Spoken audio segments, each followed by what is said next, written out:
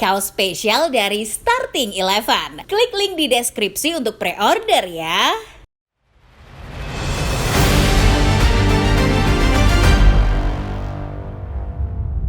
Tim nasional Bahrain kembali memicu ketegangan dengan Indonesia menjelang laga lanjutan kualifikasi Piala Dunia 2026. Setelah sebelumnya menolak datang ke GBK, menurunkan tim khusus untuk memantau Indonesia. Kini pelatih utama mereka, Dragan Talajik, melontarkan sindiran terkait perubahan skuad Garuda.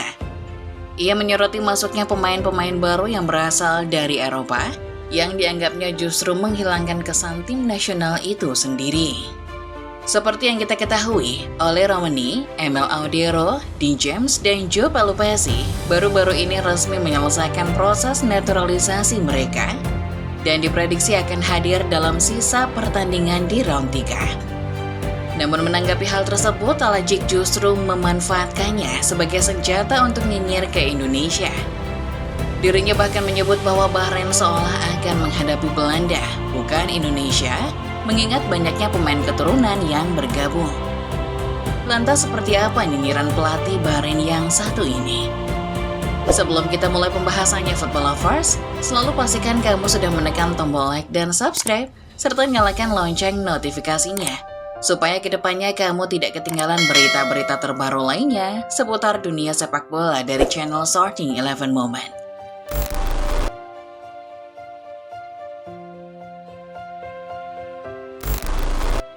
Ketegangan antara Bahrain dan Indonesia sebenarnya bukan hal yang baru. Sejak pertemuan pertama mereka di kualifikasi Piala Dunia 2026 ronde ketiga, hubungan kedua negara dalam dunia sepak bola memang sudah dipenuhi ketegangan. Kala itu tim asuhan Sintayong sebenarnya sukses curi 3 poin. Namun momen yang seharusnya menjadi kebanggaan bagi Indonesia justru berubah menjadi salah satu kontroversi terbesar dalam sejarah sepak bola nasional ketika wasit Ahmed Alkaf menunjukkan ketidakprofesionalannya. Menjelang akhir pertandingan, tim ofisial wasit pertandingan memberikan waktu tambahan selama 6 menit. Namun alih-alih meniup peluit di waktu yang disepakati, Alkaf justru mengulur waktu hingga laga berjalan lebih dari 9 menit. Keputusan ini tentu memicu kecurigaan, terutama setelah Bahrain akhirnya mencetak gol penyeimbang di menit ke-90+9. Fans Garuda pun merasa kemenangan yang sudah di depan mata dirampas begitu saja. Keanehan ini bukan hanya memicu kemarahan di kalangan pendukung Indonesia, tetapi juga menjadi perbincangan di berbagai negara lain yang turut mempertanyakan keputusan wasit.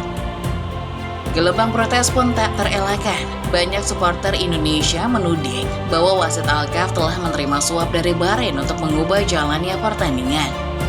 Tuduhan ini semakin diperkuat oleh rekam jejak Alkaf yang sebelumnya juga pernah terlibat beberapa keputusan kontroversial. Banyak yang menyerukan agar FIFA dan AFC melakukan investigasi terhadap dugaan kecurangan ini. Namun hingga kini tidak ada kepastian mengenai lanjutan dari kasus tuduhan tersebut. PSSI sudah mengajukan protes resmi kepada AFC, tapi Federasi Sepak Bola Asia itu tampaknya masih memilih untuk bungkam. Sikap diam AFC justru semakin memperkeruh suasana yang akhirnya berujung pada kerusuhan di dunia maya. Sejumlah media Bahrain diserang dengan ujaran kebencian, bahkan situs-situs pemerintahan hingga beberapa titik penting Bahrain di Google Maps sempat dihajar netizen Indonesia yang geram oleh tindakan Alkaf.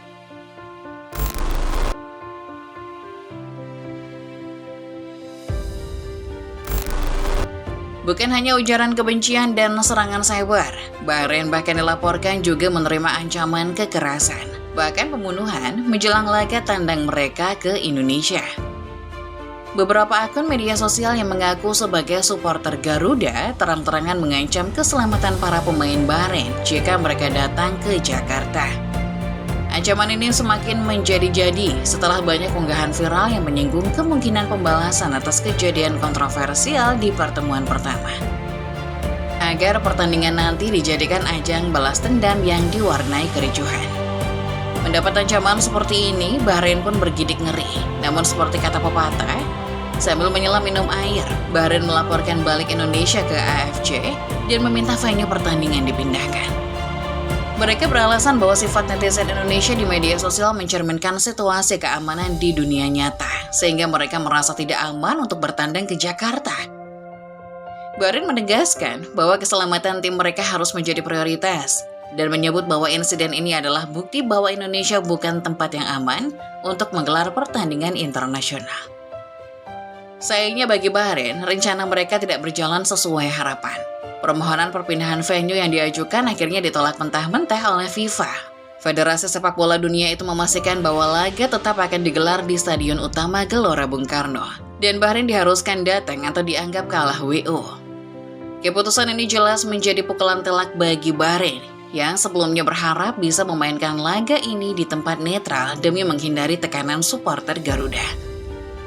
Namun Bahrain tidak menyerah begitu saja. Terbaru mereka dikabarkan akan tetap datang ke Jakarta tetapi dengan syarat AFC harus mengawal dan mengawasi Indonesia secara ketat.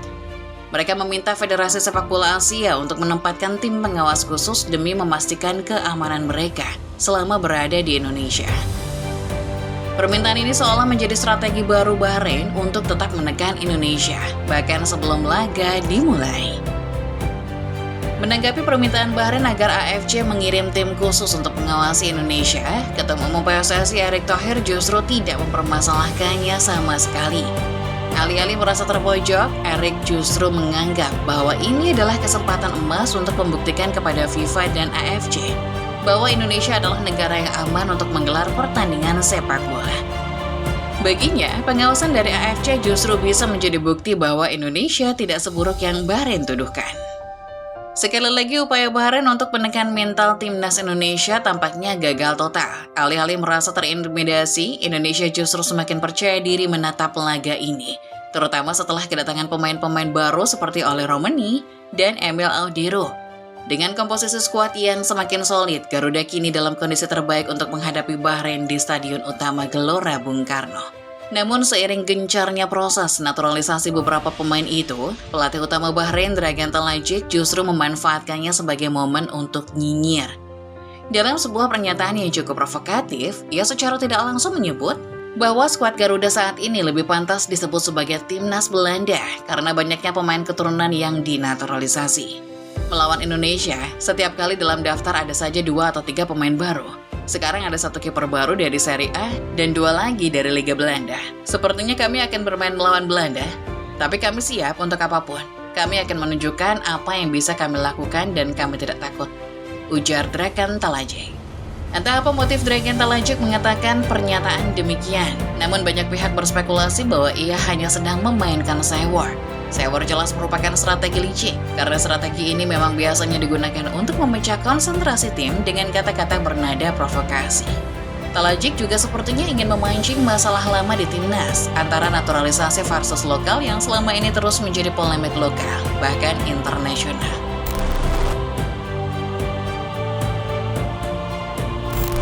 Meski sempat melontarkan pernyataan provokatif terhadap Indonesia, Talajik menutup komentarnya dengan pernyataan tegas. Kami siap.